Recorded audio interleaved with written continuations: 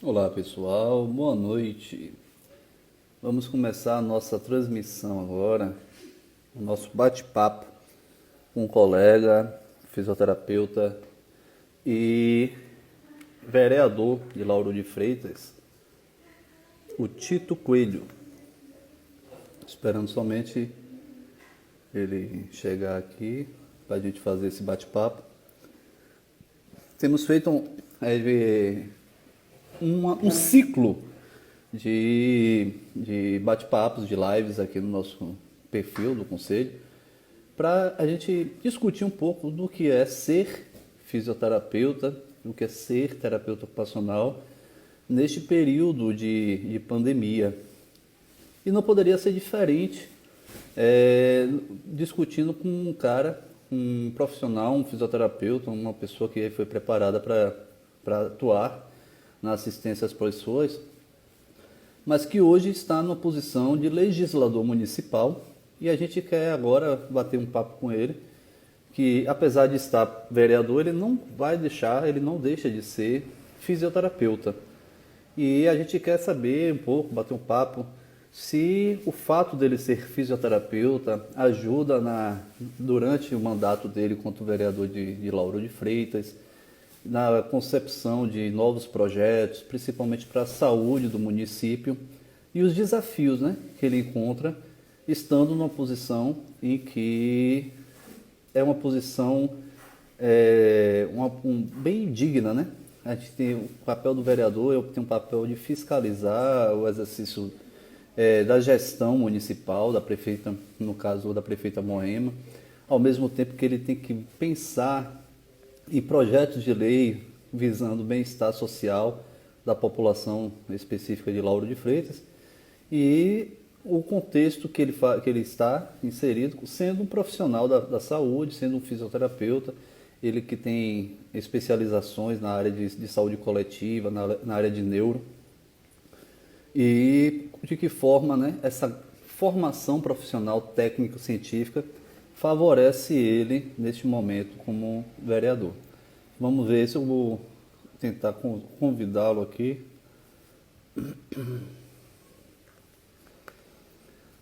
Tito.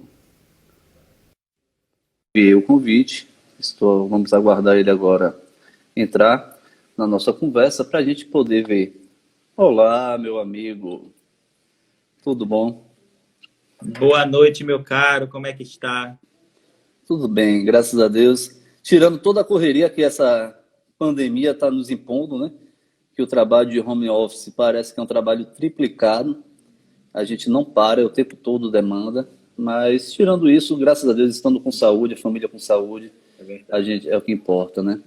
Não sei se você já estava ouvindo, mas eu estava falando Ah, um pouquinho sobre você, que é um fisioterapeuta, era um docente, né? É, com especialização na área de neuro, de saúde coletiva pela Universidade Federal, né? Então, um cara que já tem uma formação acadêmica na área da saúde, na fisioterapia bem consolidada e de repente assume, né, uma gestão quanto vereador de Lauro de Freitas, uma posição que eu estava dizendo aqui de grande relevância, de responsabilidade acima de tudo, né? Porque o vereador ele tem, além do dever de fiscalizar o trabalho do gestor municipal, ainda tem que pensar no bem-estar da população e traçar projetos, né? E aí a gente quer bater esse papo um pouquinho também, a gente conversar um pouco sobre a realidade da fisioterapia na assistência, como é que está nesse momento de pandemia, mas também absorver um pouquinho da sua experiência enquanto vereador da cidade de Lauro de Freitas, e a gente tentar, na verdade, vislumbrar até momentos, né? Porque é uma bandeira que eu sempre trouxe, Tito, e você sabe disso, você já me conhece há algum tempo, é que a fisioterapia, a terapia ocupacional, de certa forma, tem que se envolver mais nas questões políticas, né? Não há do que se falar de expansão da atividade da fisioterapia, inserção na equipe mínima de saúde da família, sem falar de política, né? Porque tudo que nos rege, né, que faz funcionar a coisa, tem política envolvida. E a gente também quer saber, conhecer um pouquinho mais dessa sua realidade. Eu estava te explicando, viu? E volto a afirmar, algumas pessoas durante a semana questionaram o ser fisioterapeuta barra terapeuta ocupacional no tempo de pandemia. Mas a gente hoje não tem isso. Eu sou fisioterapeuta, você também, não temos terapeuta ocupacional aqui. Isso, na verdade, é um tema que a gente está usando para uma série de lives, né? Porque a gente está vendo a atuação do fisioterapeuta e do terapeuta ocupacional nos mais diversos âmbitos da saúde, né? Então, é somente um tema amplo para que a gente possa fazer várias lives. Hoje, vamos falar especificamente da fisioterapia, tendo em vista a nossa formação, eu e você, como fisioterapeutas que somos. Eu quero, primeiramente, agradecer o convite que eu obtive do Conselho, na sua pessoa, meu irmão. Muito obrigado pelo reconhecimento do nosso trabalho. E eu acredito que essa live, nessa noite, promete. Você já tocou em alguns temas aí importantíssimos a serem discutidos aqui nessa noite. A exemplo que você citou aí da inserção do fisioterapeuta e terapeuta ocupacional na equipe mínima de saúde da família. Eu que sou sanitarista, né, eu tenho 11 anos de graduado e há 10 anos que eu atuo dentro da saúde pública, na gestão da saúde pública propriamente dito, nos mais diversos níveis de cuidado, mas tenho a atenção básica como uma grande atração, né? Atuo dentro da atenção básica enquanto gestor ao longo desses últimos 10 anos. Eu acho que a gente tem muita coisa para falar, né? E juntar, como você bem falou, e unir aqui agora a questão de um mandato político aliado ao conhecimento que a gente tem dentro da saúde pública e aliado às grandes queixas e reivindicações da nossa categoria. Eu acho que essa live tem muito a prometer nesse sentido, e eu acho que a gente deve conduzir a transmissão muito nessa linha, né? Você falou aí que algumas pessoas questionaram.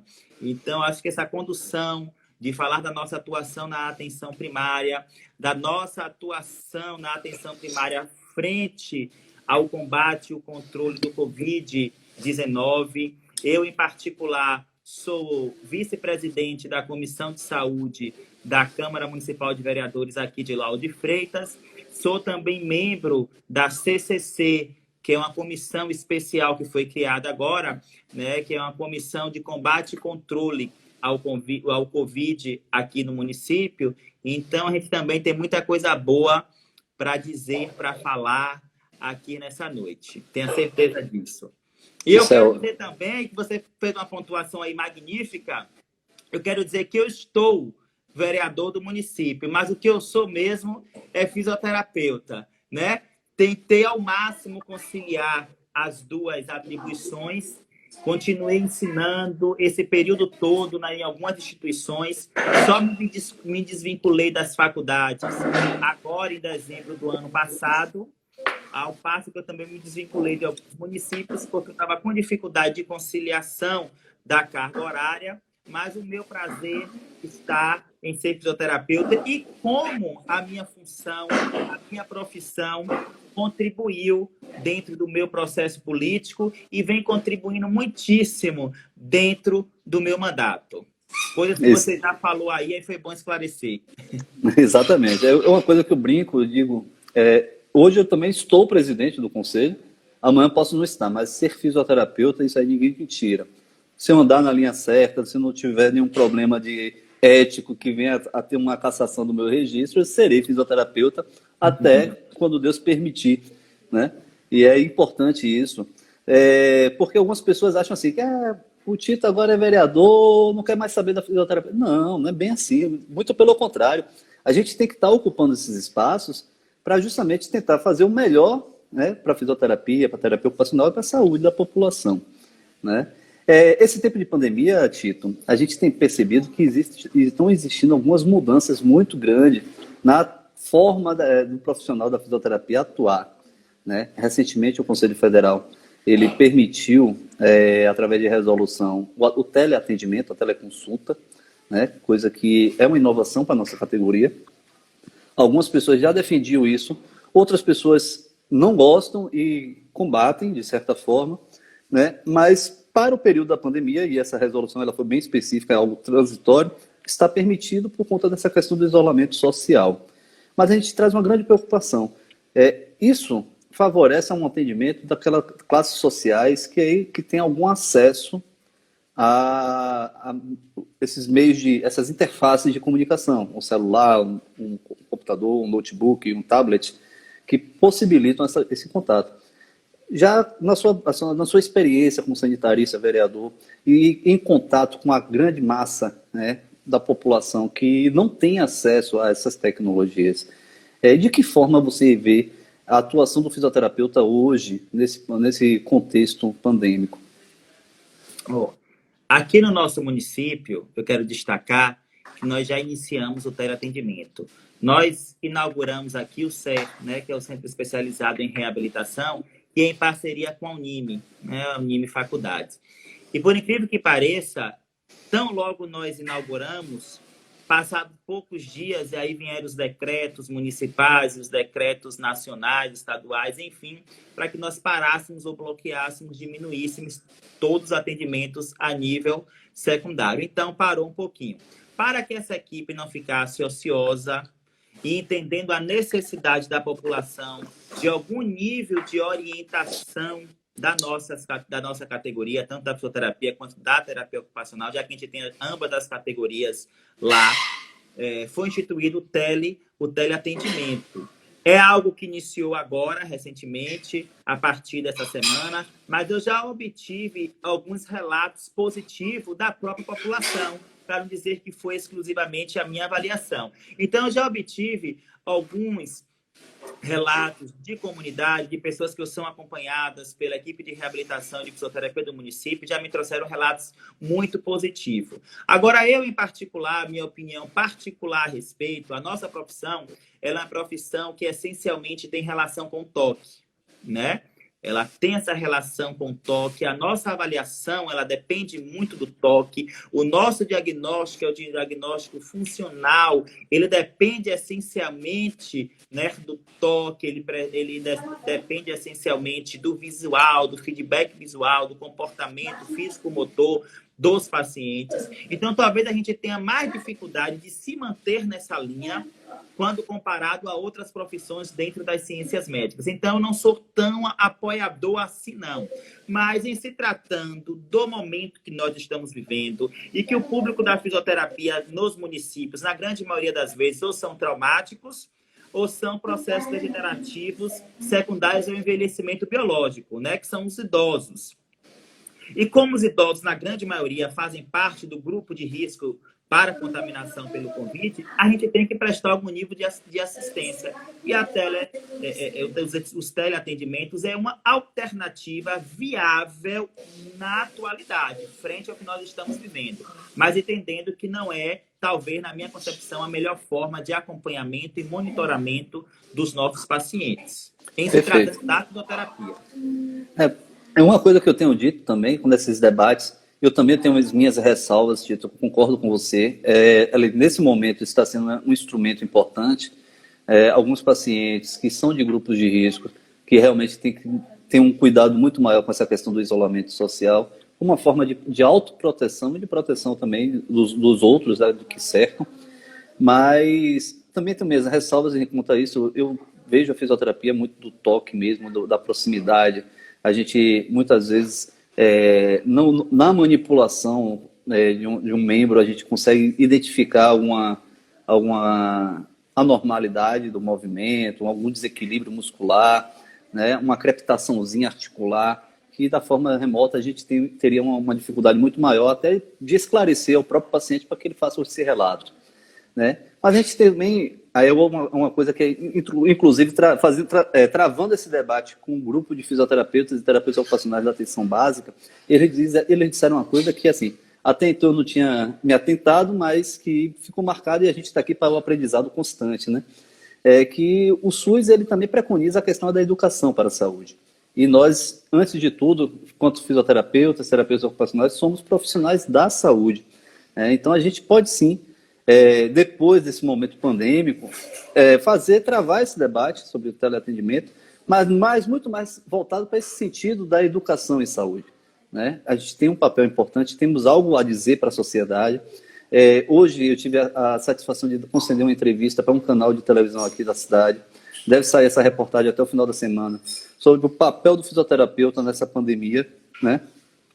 E aí, algumas orientações que a repórter me pediu, a gente consegue transmitir de forma tranquila através de uma televisão, de um rádio, de um computador, né? Até de uma rede social, como a gente está fazendo aqui agora. Então, a gente pode sim travar esse debate. Eu acho que a coisa não é tão simples e nem tão complicada. A gente pode fazer um grande seminário, ouvir todas as vozes, né? Fazer esse diálogo para poder alinhar essas questões, né? Mas me diga, Tito, e de que forma a fisioterapia está ali ajudando objetivamente no seu mandato? Ó, o meu processo, as eleições da legislatura anterior foram em 2016, né? 2016. Pronto. O meu mandato, ele surgiu lá no passado, o meu mandato não, me perdi. A minha candidatura surgiu no passado justamente por ser profissional da saúde e, em especial, sanitarista. Eu era, no passado, coordenador da reabilitação no município de Lauro de Freitas. E aí você falou de alguns temas importantes, eu quero dizer aqui que Lauro de Freitas foi o primeiro município, talvez, na Bahia, a implantar o matriciamento com um profissional de fisioterapeutas na atenção básica. Já aqui, a nossa categoria só entra na atenção básica a partir do surgimento do NASF lá em 2008.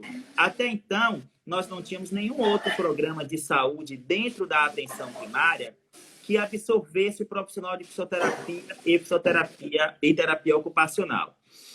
Quando se tinha, era por uma outra metodologia de trabalho que a gente chama de apoio matricial, né, de matriciamento, sendo que esse matriciamento era custeado exclusivamente pelo município. E foi o que nós fizemos.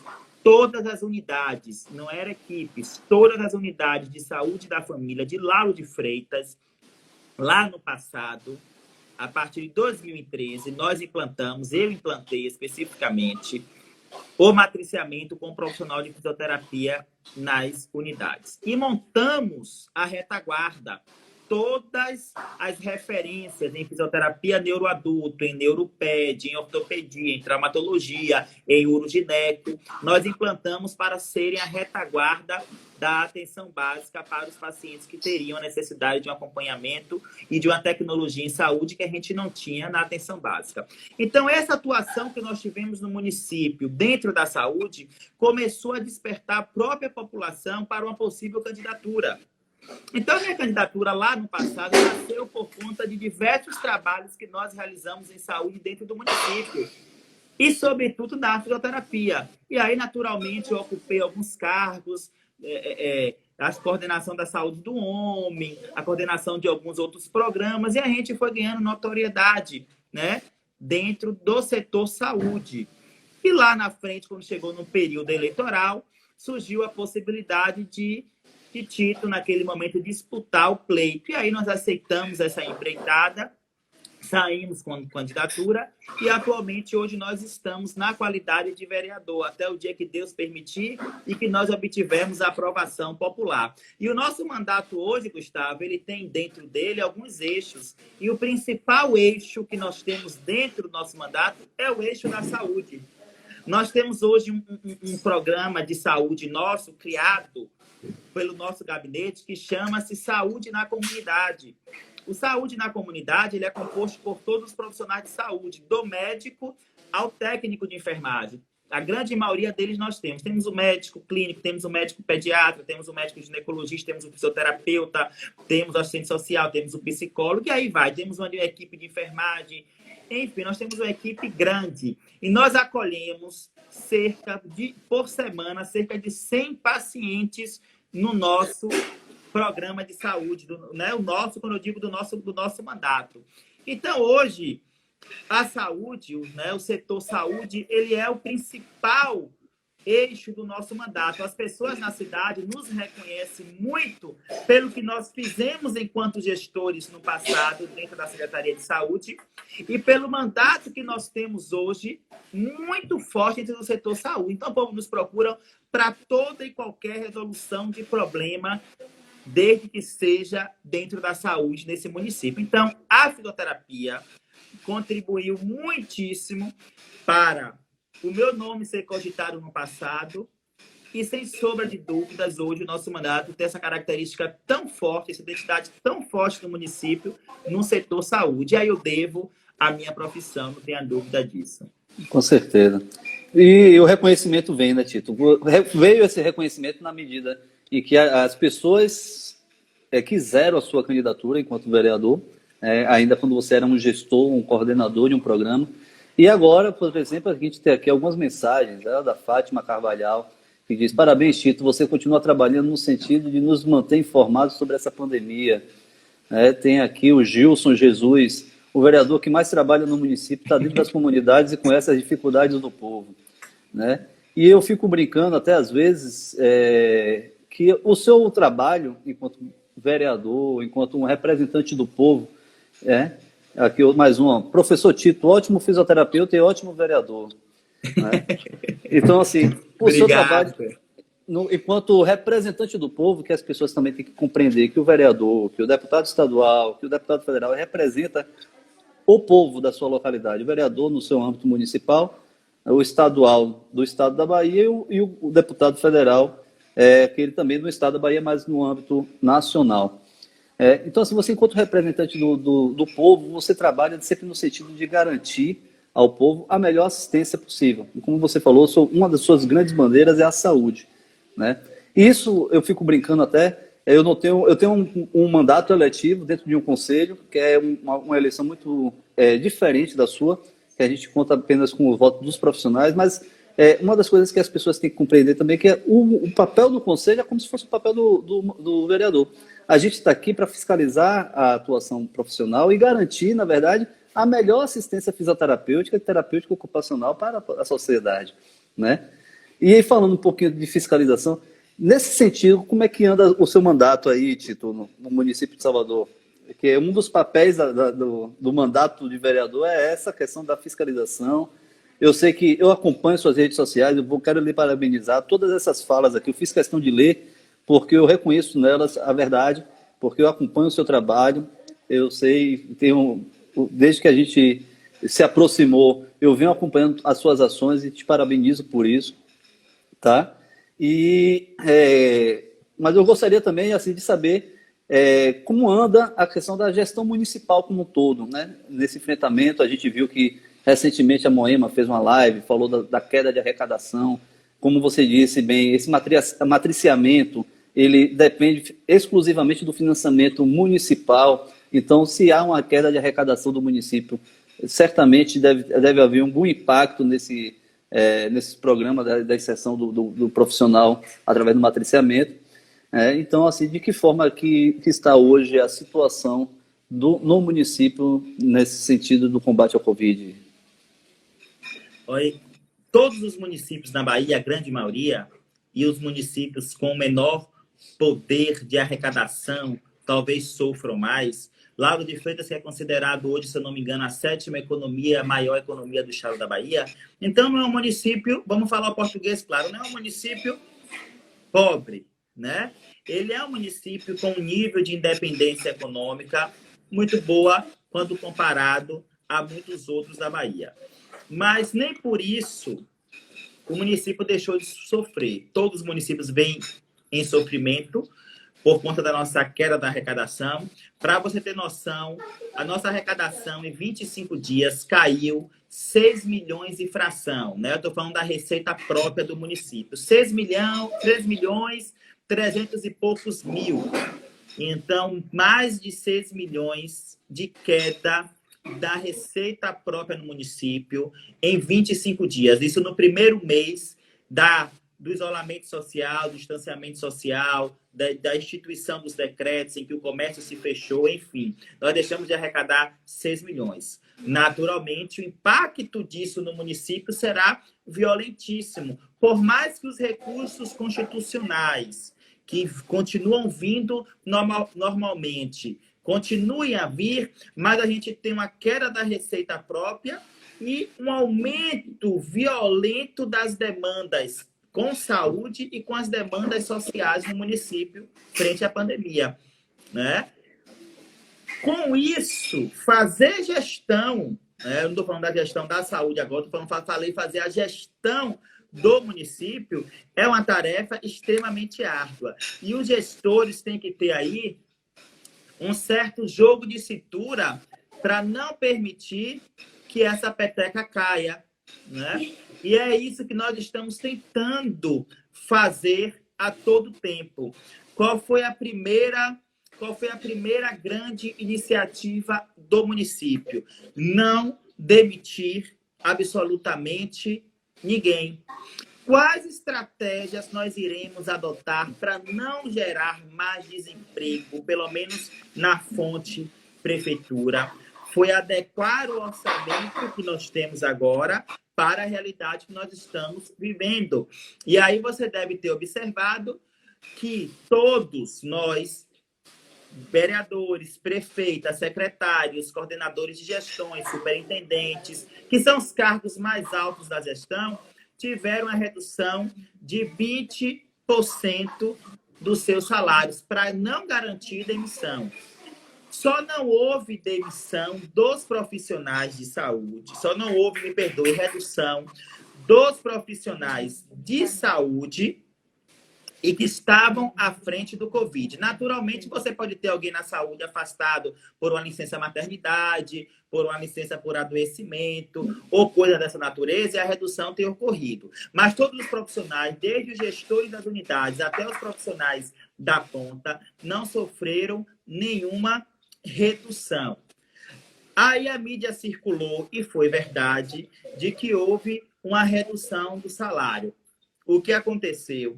Um sistema novo que foi implantado no município, do ponto de vista da fazenda, fez um cálculo errado, né, desse corte de 20%, incluindo os profissionais que não eram para serem incluídos. E, inclusive, em cima, o que era para ser em cima da gratificação foi em cima do bruto também.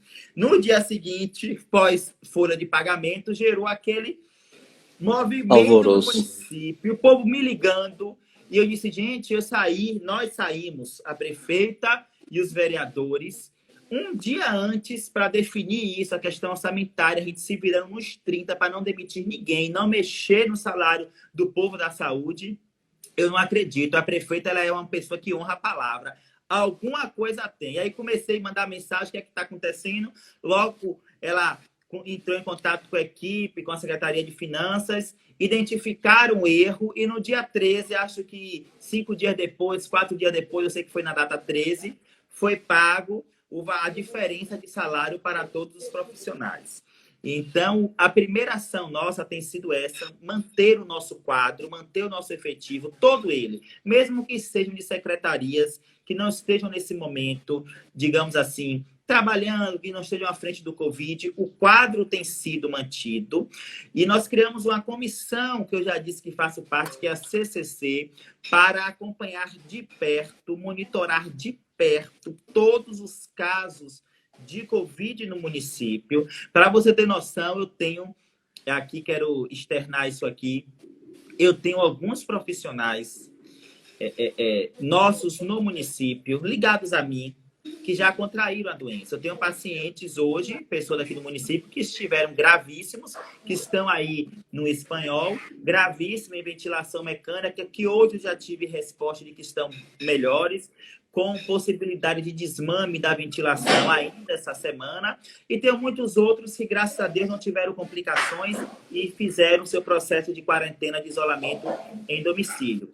E nós acompanhamos todo o percurso desses indivíduos. Garantimos o isolamento dele, né? Se a gente perceber que não tem condição de ficar no domicílio dele, por alguma razão que não venha um caso ser dito aqui, a gente garante um espaço para que ele faça a quarentena adequadamente, garantimos a família cá com todo um acompanhamento social, né, de renda, avaliamos a renda desse indivíduo, as relações sociais da família, acompanhamos com um recurso econômico para essa família, caso esse indivíduo seja um mantenedor exclusivo daquele lá, além do monitoramento todo da condição de saúde desses indivíduos que tiveram contato com esse paciente durante 7 dias, para garantir rastreio e a efetividade das ações de controle da contaminação. Então, assim, é uma força-tarefa muito grande e que eu estou inserido diretamente nisso e sei que o município está de parabéns nesse sentido. Naturalmente, as críticas vão surgir, é natural, né? Um processo desse vai gerar críticas, mas quando a gente sai na rua, a gente observa que a grande maioria das pessoas tem entendido o quanto o governo municipal, a gestão municipal, tem estado empenhada e tem se esforçado muito para que o nosso município sofra o menor, como eu posso dizer assim, na menor forma possível. Então, nossa equipe de assistente social e de saúde está maciçamente nas ruas, acompanhando caso a caso. Tenha certeza disso. Muito bom. Você chegou a tocar um ponto que eu ia fazer, essa provocaçãozinha, que foi esse equívoco que aconteceu da Folha de Ponto.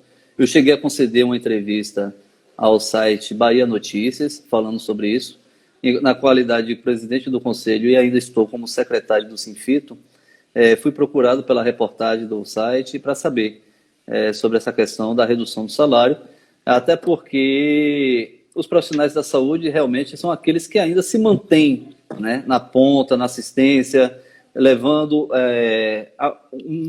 pelo menos um conforto nesse momento tão dramático, uma segurança para a população de Lauro de Freitas. Então, você se adiantou, era uma das perguntas que eu ia fazer, mas eu soube também, vi a matéria, e da mesma forma que eu divulguei, quando houve o pagamento a menor do salário dos profissionais da saúde, da mesma forma também divulguei o reconhecimento do erro, né, pela prefeita Moema, e explicando que justamente o que você disse aqui, que foi essa mudança do sistema de recursos humanos que acabou cometendo esse erro e fez a folha adicional dias depois, né? Então, parabéns pela sua atuação nesse sentido também. E colocar, Tito, primeiro, você está na Comissão de Controle e Combate ao Covid, né, da Câmara Municipal. E lhe dizer também, e informar todos os nossos espectadores aqui nessa nossa live, que nós também estamos criando, a nível do Conselho, o Comitê do Covid, do Prefeito 7, que está envolvendo não só o Conselho, mas o sindicato, o Sinfito Bahia, as associações que têm representação aqui no nosso estado, como a Sobrafir, por exemplo, que é a Associação da Fisioterapia Respiratória, e outros agentes políticos da profissão, né? Algumas pessoas, alguns colaboradores nossos de câmaras técnicas e comissões, e a gente precisa alinhar, a gente está querendo buscar esse alinhamento com essas comissões que já existem a níveis municipais, a nível estadual, porque nós temos total interesse em estar cooperando nesse sentido. Já me coloquei, nos colocamos, né, com o Conselho à disposição da CESAB, inclusive, para capacitação e treinamento de profissionais que estão sendo deslocados de unidade de baixa complexidade para aquelas unidades de alta complexidade. Você citou muito bem o Hospital Espanhol, que foi reativado especificamente para atender os pacientes COVID. Falou da ventilação mecânica, que é outro ponto que a gente quer conversar hoje aqui, sobre a polêmica, né, de uma resolução COFEN, que fala sobre a capacidade e habilidade dos enfermeiros de manusear o ventilador mecânico, né? E assim, a gente tem colocado toda a estrutura do Conselho à disposição, tanto a estrutura de fiscalização, para a gente poder saber se o trabalho do fisioterapeuta, do terapeuta ocupacional está sendo bem feito, sendo levada a melhor assistência à população, e esse é o papel, esse é o ponto que nos aproxima, né, enquanto Conselho e você enquanto vereador municipal, e também nessa capacitação. A gente tem trabalhado intensamente, nossa Comissão de Saúde do Trabalhador está saindo com a nota técnica agora, com algumas orientações específicas para o trabalho na fisioterapia e na terapia ocupacional. E aqui já me coloco à disposição também, você enquanto um representante da Câmara de Vereadores de Lauro de Freitas, para a gente poder fazer esse alinhamento e poder fazer trabalho que é sempre na defesa da saúde da população, né? E já que eu citei essa questão não sei se você chegou a ver, eu sei que a sua área é muito mais voltada para a saúde coletiva e neuro, né? Você tem uma especialização em neuro, mas eu já sou um cara da terapia intensiva, de 15 anos de atuação na terapia intensiva, e você citou aí a questão da ventilação mecânica, não sei se você chegou a ver a resolução COFEN 639, que fala sobre a competência e habilidade do enfermeiro manusear o ventilador mecânico. E, assim, queria a gente bater um papo sobre isso, tendo em vista que o que se fala, né, diante da gravidade da Covid-19, a questão da ventilação mecânica foi uma coisa que tomou os noticiários. A compra de ventiladores mecânicos, a falta de leito de UTI, né? E também a questão dos profissionais para manusear. Já vimos algumas matérias nesse sentido, que estão faltando profissionais para manusear a ventilação mecânica.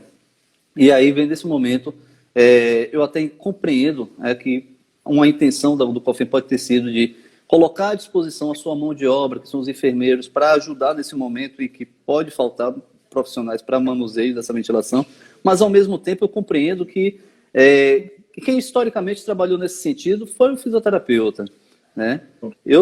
Eu tenho 15 anos de experiência na terapia intensiva e, assim, ao longo da minha vida profissional, alguns médicos sabiam ventilar, que eu encontrei pela minha conduta, pela minha prática profissional, mas eu nunca vi um enfermeiro manusear um ventilador mecânico.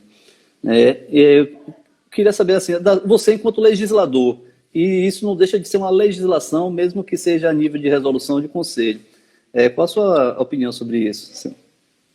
Eu soube disso através da mídia, né? Eu assisti um jornal aqui essa semana, eu vi o pronunciamento de uma enfermeira, categoria que a gente aqui deve exaltar, né? Sim. Parabenizar, principalmente diante do cenário da pandemia que nós estamos vivendo, tem contribuído, todos os profissionais de saúde, né? Mas a categoria de enfermagem talvez tem a sua relevância dentro da equipe. Parabéns.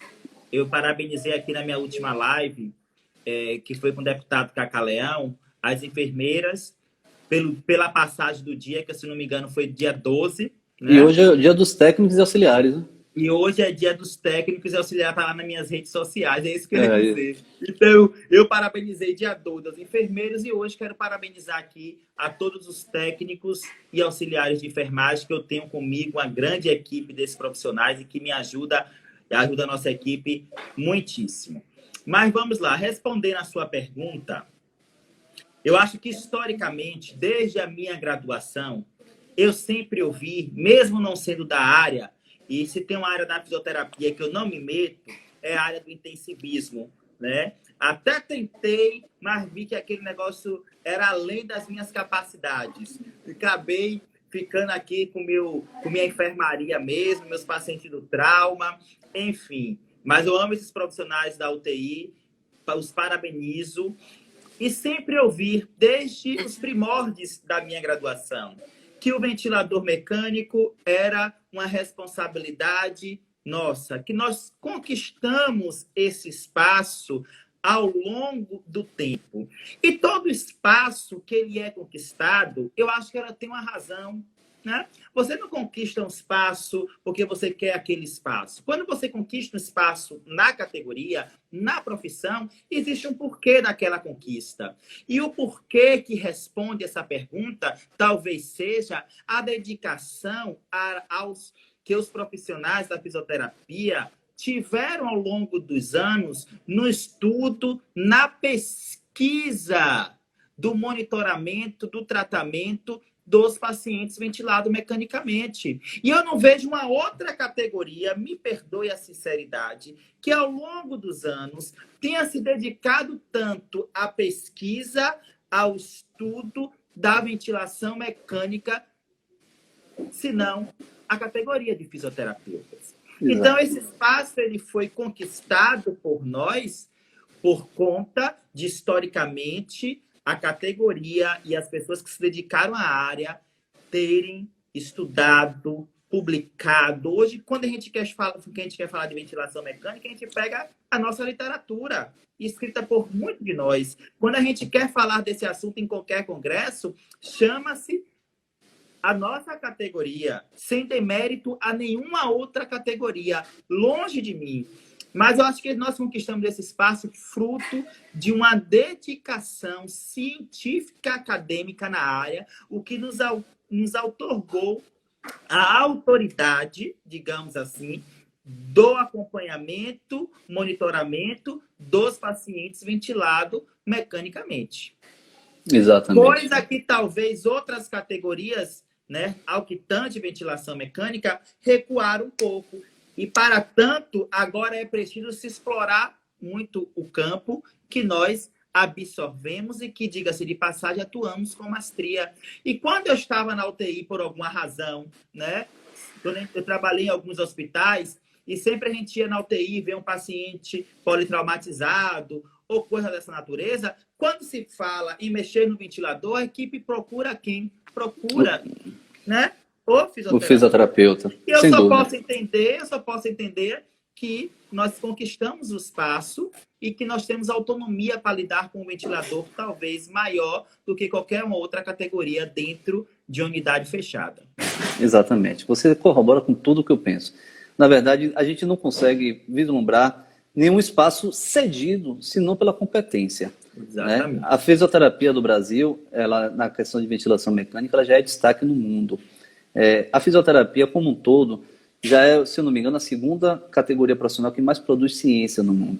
E a fisioterapia, isso aí envolvendo todas as áreas, da área da ortopedia, da neuro, da área de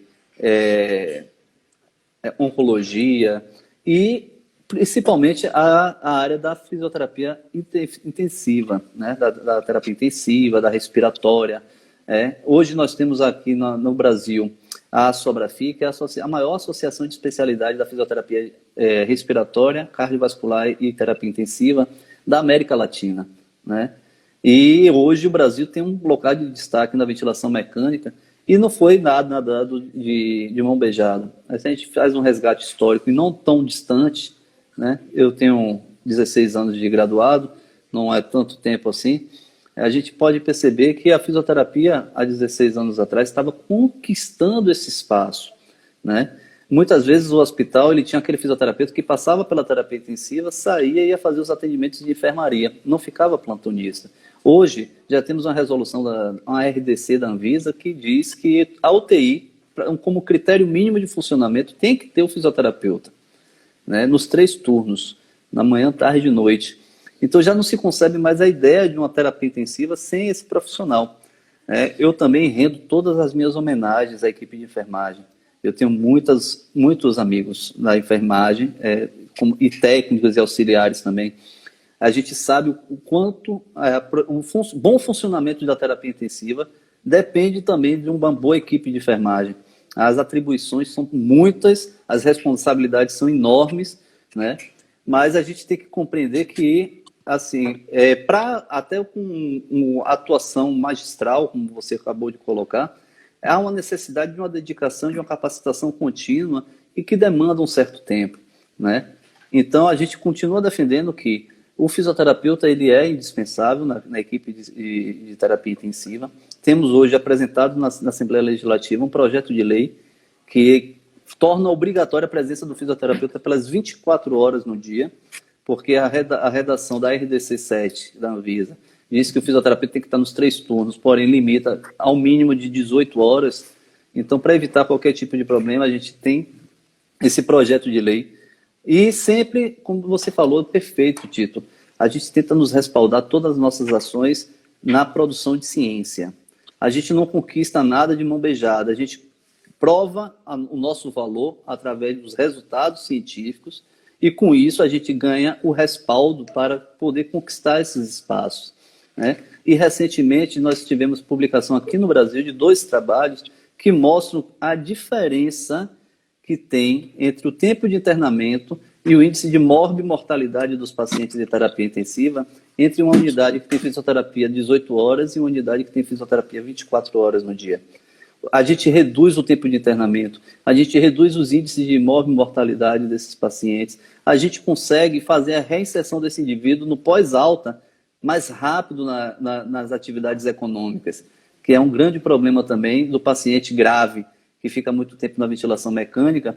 Ele leva, muitas vezes, de 18 a 24 meses para voltar à sua produção econômica normal, né? Aumentando assim o custo SUS, aumentando o custo da Previdência, deixando de gerar riqueza, né? Deixando de fazer arrecadar tributos, né, para que vão financiar o SUS e todas as áreas públicas. Então, o impacto econômico, né, desse indivíduo, por ter levado mais tempo numa terapia intensiva do que poderia, é muito grande, né? Então, assim, a gente rende todas as homenagens. Eu gostaria de também deixar um forte abraço aos técnicos e auxiliares de enfermagem pelo dia de hoje, que é um dia... eu li um memezinho que foi bacana demais. Eles administram muito mais do que drogas. Administram atenção, amor, cuidado, carinho, proximidade. Então, são profissionais que têm um contato direto com o paciente, que passam muito tempo ali e que são realmente verdadeiros anjos, né, nessa assistência. E aqui eu falei mais algumas mensagenzinhas para você, Tito, não sei se você está acompanhando. Luciana Ferreira. O nome mais falado de Lauro de Freitas. Esse é meu vereador, Tito Coelho. Tito sempre mantendo o povo informado. Muito bom, Josilene. Né? Tô aqui, meu vereador. O Caju tá falando, tamo junto até o fim. A Juliana Reis. Tem uma mensagem do Sinfito Bahia, viu, para você. O Sindicato da Fisioterapia e Terapia Ocupacional. A cidade muito bem representada. Parabéns pelo desempenho. Obrigado, obrigado. Fico muito feliz, pessoas queridas aí. Eu já vi alguns fisioterapeutas. Aí a gente está tendo uma participação aí de uma fisioterapeuta, Audileia. Muitos enfermeiros estão aí, amigos meus, participando. E a Audileia é uma fisioterapeuta intensivista. Hoje ela coordena a fisioterapia do Menandro, de Farias, aqui do município. E também é fisioterapeuta, meu Deus, se eu não me engano, é do Martagão de Esteira. Martagão de Esteira. Martagão de Esteira. E está aí participando, é um intensivista e também atua aqui no nosso município, coordena o ambulatório de fisioterapia ali no Complexo de Saúde de Itinga. Fez algumas considerações importantes aí acerca da ventilação mecânica. Eu li, Léa pela amizade, né? Audileia é o nome dela. Parabéns, minha amiga, pela sua atuação e fico muito feliz em tê-la aqui no nosso município contribuindo para o nosso povo. Isso. Luciano Oliveira me pergunta aqui se a CESAB irá testar todos os profissionais da saúde. Eu posso lhe dizer, Luciano, que em reunião com a subsecretária, a Tereza Paim, já alinhamos isso. Ela disse que fará o teste de todos os trabalhadores. Eu tenho informação que aqueles trabalhadores que trabalham interno na CESAB, eu não estou falando de gestão, estou falando de trabalhador mesmo, já foram testados, 100% testados. Do prédio em anexo que foi construído, que é o prédio da telemedicina, e que foi construído atrás da CESAB, também já foram todos testados, inclusive tiveram alguns casos de constatação da Covid, né? E que vai ser, sim, testados todos os trabalhadores da saúde que estão prestando assistência à população, sejam eles servidores, sejam eles terceirizados, mas que prestam serviço nos hospitais da rede. Tito, aproveitando essa pergunta dele, como é que anda essa questão da testagem pelo município de Lauro? Como é que está estruturada a nossa rede de saúde para combate e controle do Covid? Nós já estávamos em vias de inaugurar aqui na rede própria um novo PA, né? Que seria em substituição a um PA que nós temos no centro da cidade. Nós inauguramos ele como sendo a referência no município em síndromes gripais e também para o Covid. Por que em síndrome gripais? O indivíduo ele pode ter, né, um quadro semelhante e que esse diagnóstico só vai ser feito após, né, a equipe de saúde realizar os testes, né, cabíveis para o diagnóstico. Então, pode ser uma infecção por qualquer outro, um vírus da influenza, por um HN1, enfim, por qualquer uma outra condição, e ao chegar lá, nós faremos o diagnóstico diferencial. Então, toda e qualquer pessoa que apresentar síndrome gripais, que poderá ou não ser o Covid, deverá se dirigir ao PA, que recebeu o nome de Santo Amaro de Ipitanga. Então, é a nossa referência exclusiva para os quadros gripais e para o Covid, onde nós temos os leitos com ventilação mecânica, enfim, muito bonitinho, recém-inaugurado, inaugurado justamente para esse período de pandemia. todas as unidades de atenção básica do município, nós separamos uma equipe para receber exclusivamente possíveis casos. Ou seja, nós temos um médico, um enfermeiro, um técnico exclusivo para atender os casos. E algumas unidades no município de atenção básica também foram separadas com exclusividade, tá certo? Para se fazer o teste do SWAB, se houver necessário, testagem rápida, se houver necessário. E as nossas outras emergências do município continuam recebendo, né? Mas a nossa orientação à população é que evite as demais emergências e se dirijam todos para o PA Santo Amaro de Pitanga, porque nós estamos com a equipe exclusiva de médicos intensivistas, de médicos emergencistas, de enfermeiros habilitados para exclusivamente lidar com essa situação clínica que nós estamos vivendo aí.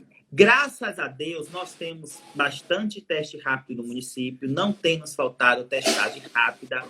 Claro que o teste rápido ele tem algumas prerrogativas, porque o indivíduo hoje começou a gripar, teve uma febre, quero fazer o teste rápido. Não é bem assim, existem critérios clínicos para que a gente não tenha ali um falso negativo, né?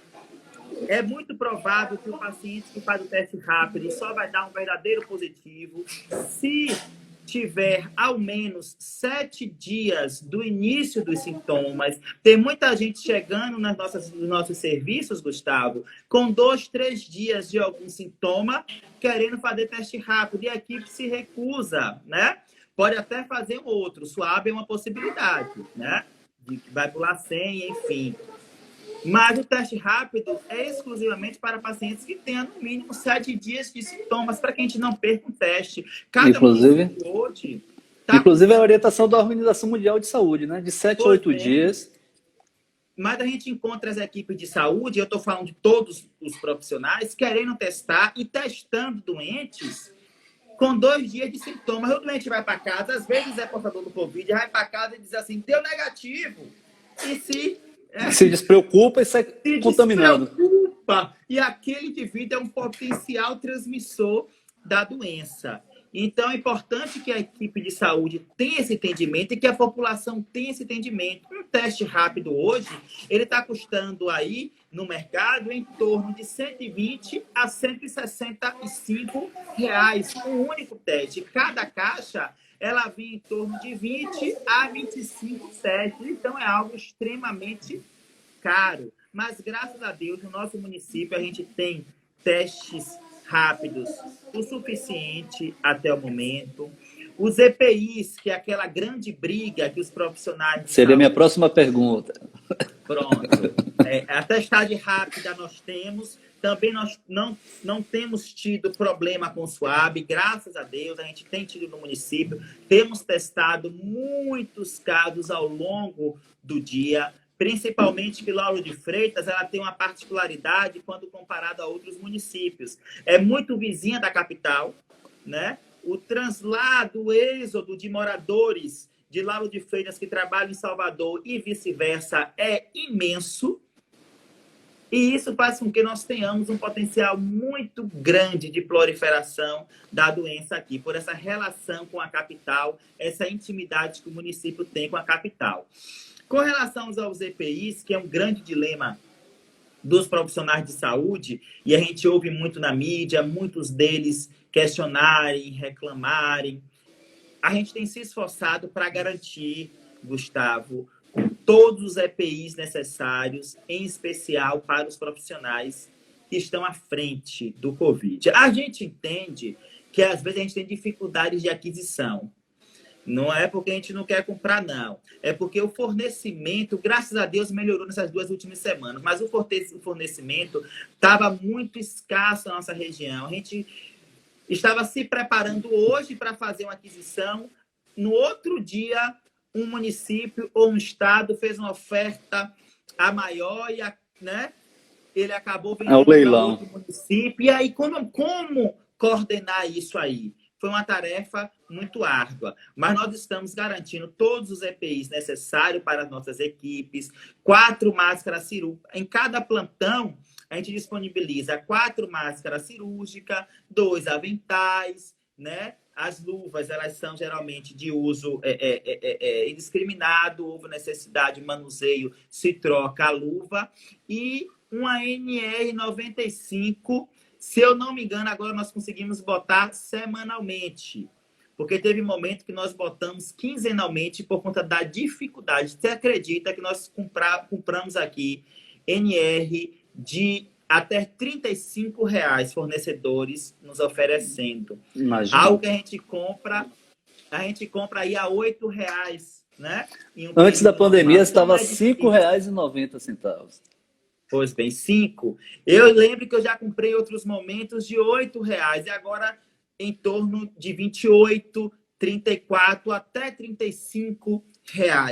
E graças a Deus, quando a gente consegue para comprar. Então, às vezes, a gente tem essa dificuldade, mas nós temos hoje no município, há uma semana atrás eu fui ver o nosso estoque, nós tínhamos 43 mil máscaras cirúrgicas, nós tínhamos 11 mil NR95, caixas de luva, né, com grande quantitativo, aventais com grande quantitativo, para garantir. E a cada quinzenalmente, nós avaliamos o nosso estoque para que a gente já se movimente antecipadamente para aquisição de novos quando o estoque já começa a dar uma baixa. Mas a gente também já não pode mais deixar esses EPIs com tanta liberdade como a gente deixava antes nas unidades. Porque antes o uso era indiscriminado, sem qualquer espécie de avaliação, porque a gente não tinha, né, essa necessidade da troca absurda que nós estamos tendo agora. E o profissional usava de forma realmente aleatória, a gente nunca se preocupou com isso. Mas o momento agora, infelizmente, pede um pouquinho, né, de administração disso aí. Então, a gente tem administrado os nossos EPIs com maior rigor. Então, nós temos uma equipe que rigorosamente avalia a dispensa dos EPIs para cada profissional plantonista. E aí, às vezes, só 4, só 2, só 3, às vezes gera um pouquinho de contenda nesse sentido para quem tinha, às vezes, o acesso livre a um grande volume, às vezes, o profissional de saúde tem uma dificuldade de se ver naquela situação limitante, né? Sim. Nós temos, talvez, a escassez, mas não a falta, né? Tentamos seguir aqui todos os protocolos instituídos pelas instituições de saúde e pelos entes federados. Tenha certeza disso. Ótimo. Jéssica Rosário perguntou aqui sobre algum hospital de campanha em Lauro de Freitas, se tem alguma previsão. Você falou do PA, aí ela perguntou do hospital de campanha. Ana Paula Marques, se eu não me engano. A formação acadêmica de nenhuma outra categoria instrui sobre ventilação mecânica como a fisioterapia, corroborando com o que a gente disse. Vale lembrar que os promotores de curso de capacitação de ventilação mecânica restringam o público-alvo apenas para os fisioterapeutas. Muito bem colocado sobre a conquista do espaço na terapia intensiva pela fisioterapia. Na minha sugestão, o fisioterapeuta tem maior manejo na ventilação mecânica. Todo mundo concordando com isso, né? Eu acho que é algo que, inclusive, pelos os profissionais que eu tive contato da enfermagem, depois da publicação da 639 pelo COFEM, os próprios profissionais que estão na assistência, que dão plantão junto conosco, eles não concordam com a resolução do COFEM.